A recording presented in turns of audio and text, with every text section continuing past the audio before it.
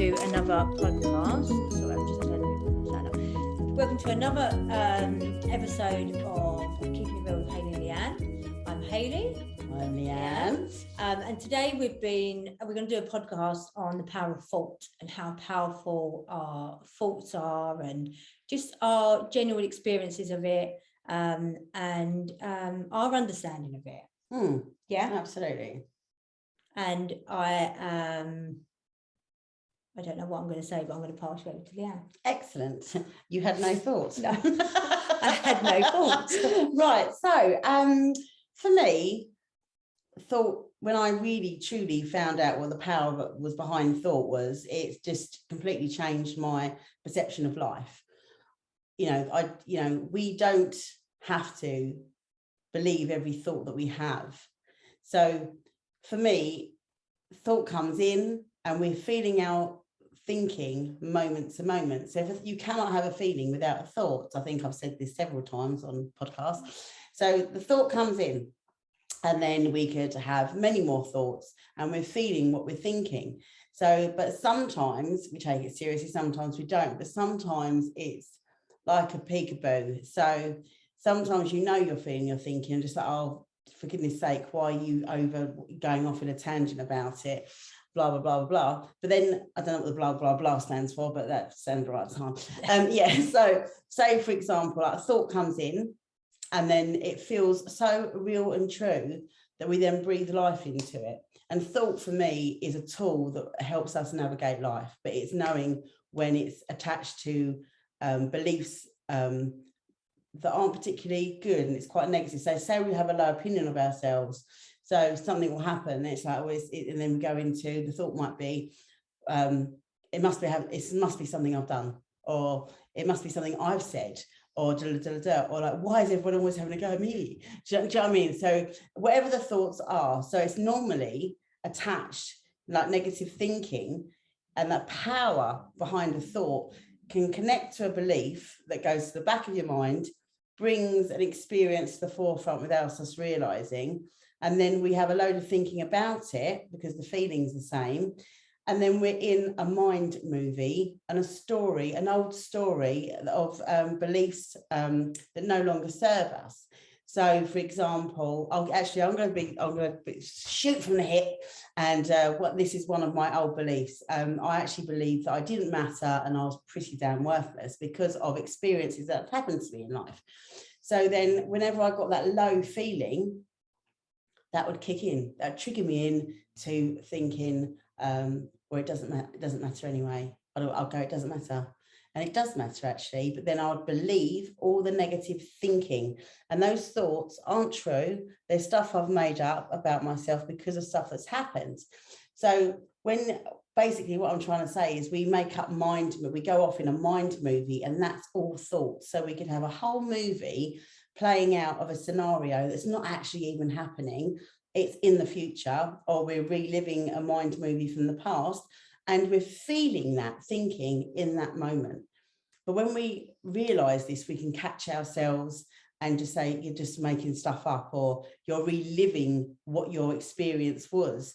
And then when you kind of like know that thought doesn't have to be believed, I could think, for example, I don't know, just trying to think of that.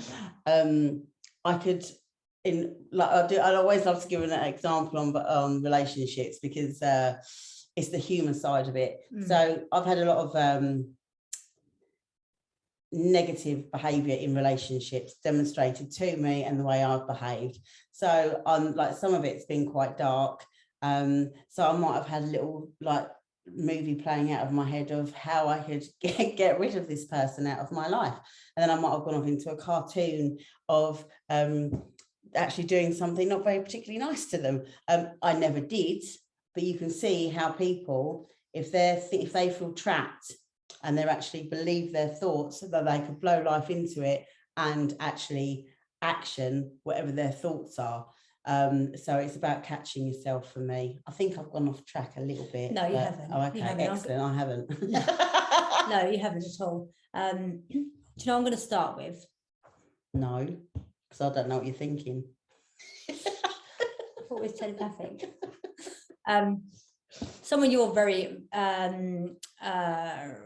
aware of, you know very well, Sydney Banks. Yes. So something when he got enlightened, this is the power of thought. So one of the situations when he got enlightened was he was talking to a therapist, like a psychiatrist, not that he was seeing it, but he was just chatting and saying, oh, I'm insecure and I'm this and I'm that. So he used thought as his identity. And I'll go into that a bit more, but he heard the therapist or psychiatrist, whatever it, who they were, say, no, Sydney, you think you're insecure. And that's when he become enlightened, because he really heard it, that this is how powerful thought is. So if you think you're a insecure person, or you think you're an angry person, or so many other things, shy person, vain, arrogant, etc., quiet. So you think that, it becomes your identity, because we are consumed when we're in the mind. It's so powerful, we're consumed by it. Most people live in their heads. Let's be honest, most people live in their minds, because they feel like that is who they are, where it's just a thought. When I realised thought is just thought, but then I could only see that when I was out of it, because when you're consumed in it, it's like tunnel vision, isn't it? Oh, you're blinded by it. It's so real and true. And you can't see anything else from what you're thinking. No, that's all you can see. Yeah. And I was watching a really good documentary, Our Silent Emergency, Roland Kemp, about his friend that committed suicide. And they was talking to some suicide experts, and what they said, the same thing, is it's like tunnel vision. That's all they can see. Is they don't want to die, they just want peace. So when people are in suicidal thoughts, it's not that they actually think about dying, they just want that peace for a moment. And because they're so in it and they think there's no way out, that they get so deep in the mind that they believe in everything they're thinking. Absolutely. And when we start to really see it's just a thought, it's not who we are, and we are so much more than our thinking. It's just one aspect of our being. It's about using the mind rather than the mind use you. The mind's an amazing tool. And then it plays tricks on you. Oh, it plays so you can have, we label ourselves. Yeah. So like we give ourselves label, and that's done by thought, because it's all stuff on the outside of us. And then we say I'm not good enough, or I'm fat, I'm thin, I'm small, I'm tall. It's just that the identifying of labels, and that's thought. Excuse drilling upstairs. that weren't us. Just to point out, they're doing some stuff upstairs. So now it's completely distracted me. What am I saying? No, you was talking about you were so identified. Yeah, so we are. Yeah, because you mentioned identity. I'm not good enough. Yeah, so then we use, so thought comes in, and we believe what we're thinking. Yeah. But it's innate intelligence. Thought is a gift. Us human beings have an absolute magical gift. We have thoughts. It's a brilliant thing. Do you know what I mean? Used positively, or if we really truly understand what thought is, we can see when we go into illusion states of making stuff up, or kind of think, well, hang on a minute, my feeling's a bit low. Where's my thinking at? Yes. Do you know what I mean? Because my feeling was low the other day because of a situation that happened, and I actually was feeling sad about somebody and everything else. So then I was really sad because of what was happening in their reality. Yeah. Because I have compassion and love for people. And so then, so I was feeling my thinking.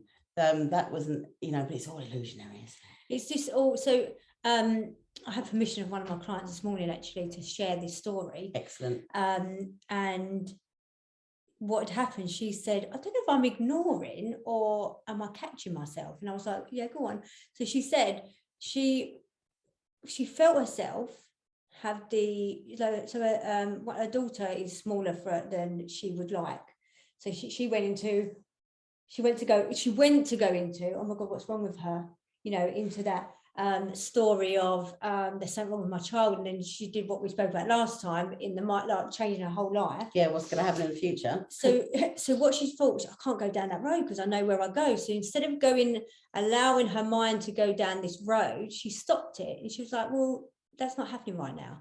And that was really powerful, because if she would have allowed herself, because there's a stage where I find the more you observe your mind, rather than like an unobserved causes insanity. Eckhart Tolle said this. I don't know if I said it right. Eckhart Tolle. So what they, well, people know him or read the book Power Now, they know what we're talking about. Just Tolle. Yeah. So he said an unobserved mind causes insanity.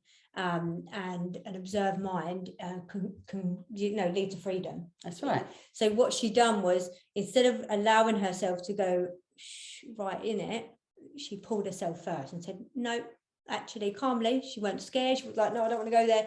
She just said, no, I don't want to do that anymore. I'm fed up with going down that road. And then she was all right again. Absolutely.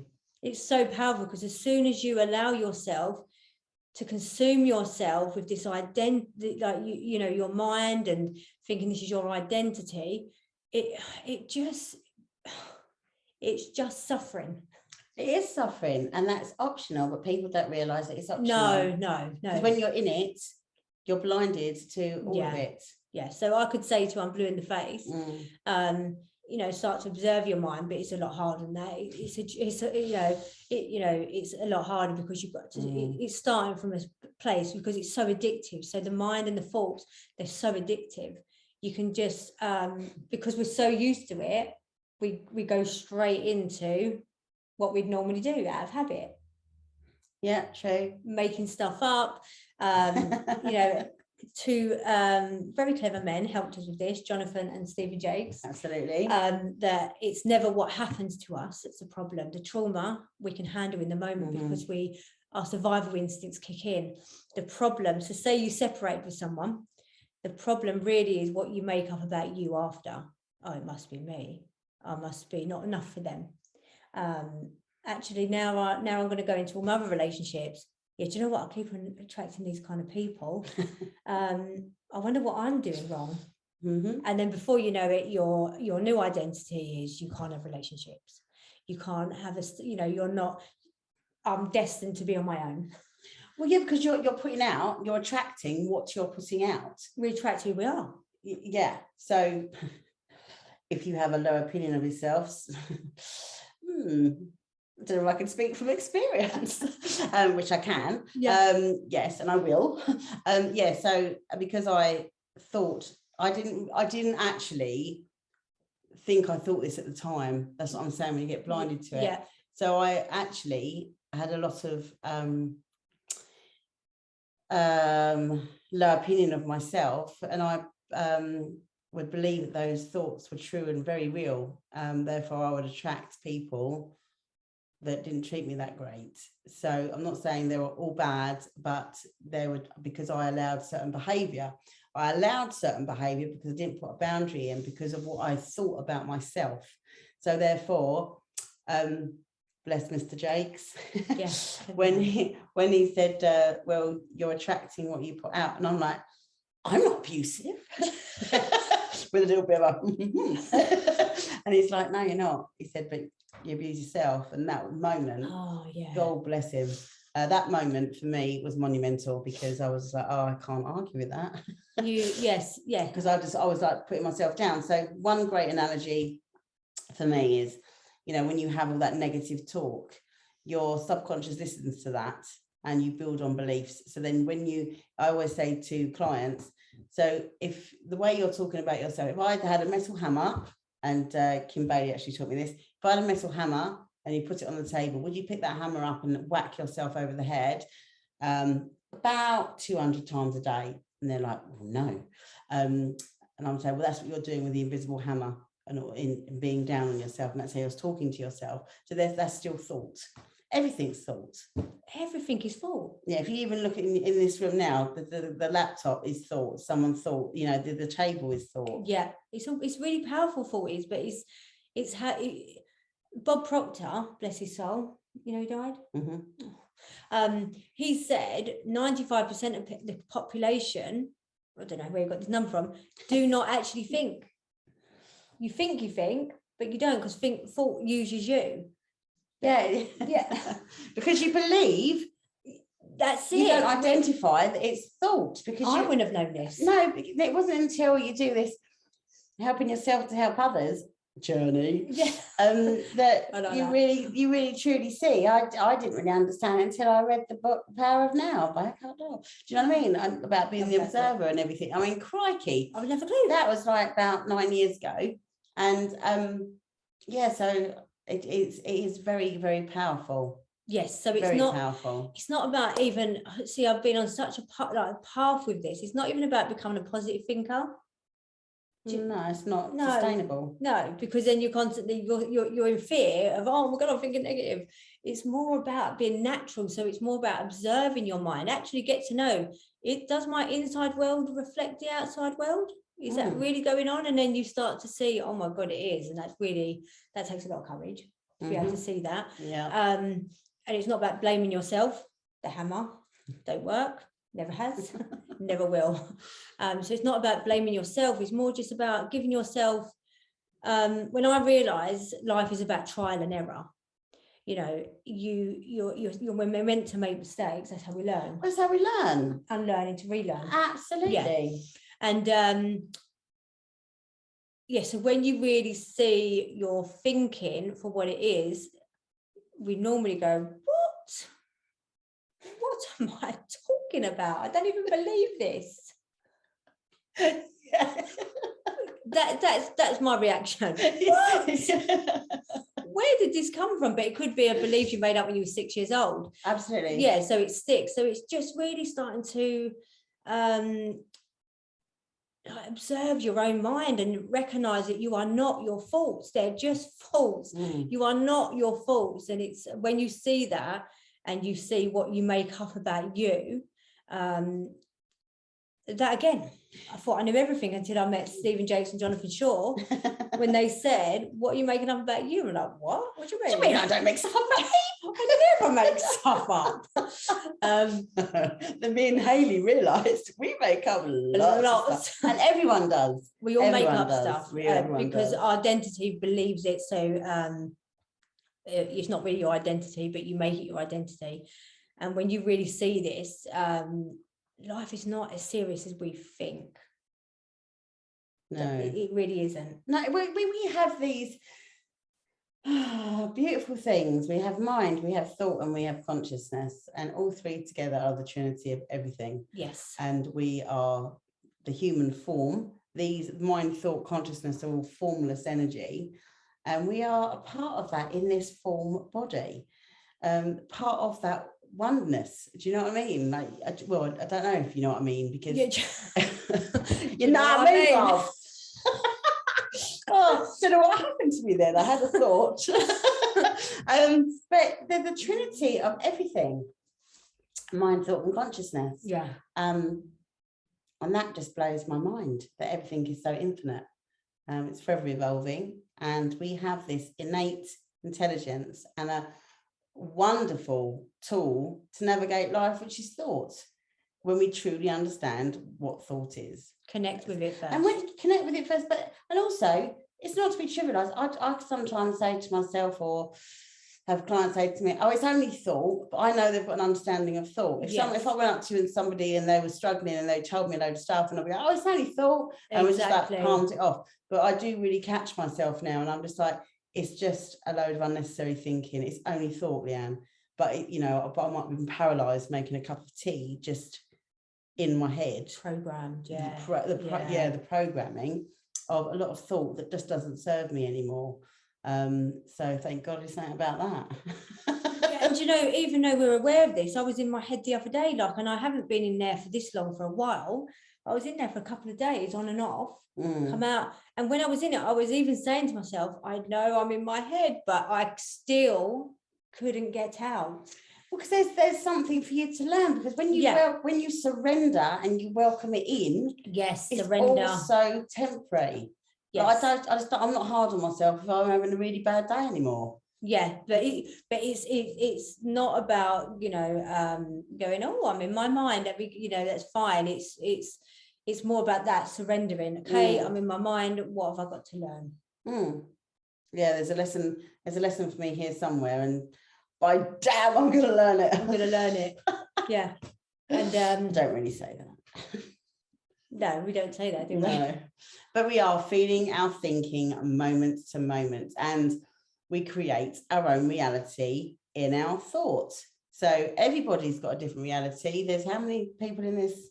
Oh. I don't want to have someone say, no, it's more than that. Is it 68 million? Anyway, it's a lot of people. It's a lot of people. Right? So yeah, I'm not going to give it a number because I ain't got a clue.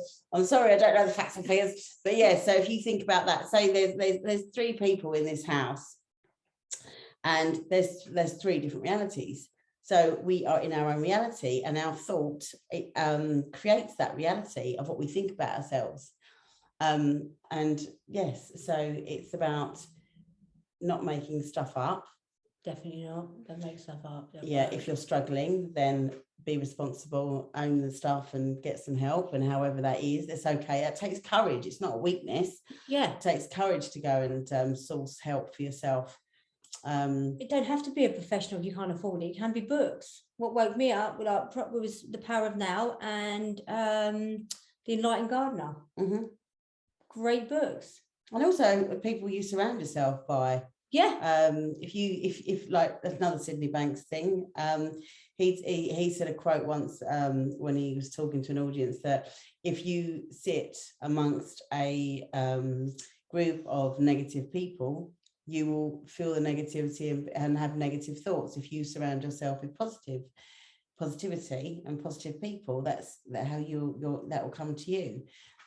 Yeah, so you do. It's that osmosis of like whatever's going on in that group. If everyone's talking at a low level negativity, do you know what I mean, of a low level consciousness, then that energy, you feel that, and then you come in that thinking as well. So I'm not saying we'll be jolly hockey sticks and all that 24/7. No, but not rainbows and flowers. No, it's not real. But no, but you know, it's just that people are like, you know, are not being compassionate and actually saying like, you know, there is always a positive spin on it.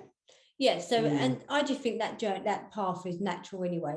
Yeah. Because definitely. I think if you try and get in your mind to try and come away from negativity, you can make more stuff up. It's quite dangerous. Yeah. So it's toxic, isn't it? Yeah, toxic. But it's more about relationships. Just start within, get to know yourself, get to know your thinking, and then I went for a stage of having no friends for about 2 years.